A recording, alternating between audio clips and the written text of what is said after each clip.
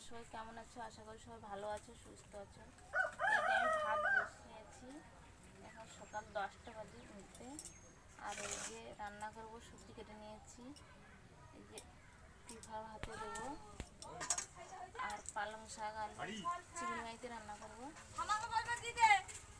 আর এই যে এটা হচ্ছে বাঁধাকপি আলু দিয়ে করবো। আর এইখানে মাছ আছে, এই যে এই মাছগুলো পুকুরে হয়েছে,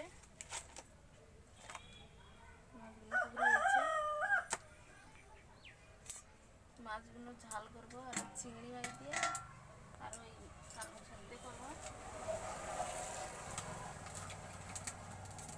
এই যে সঙ্গে ভাত বসিয়েছি।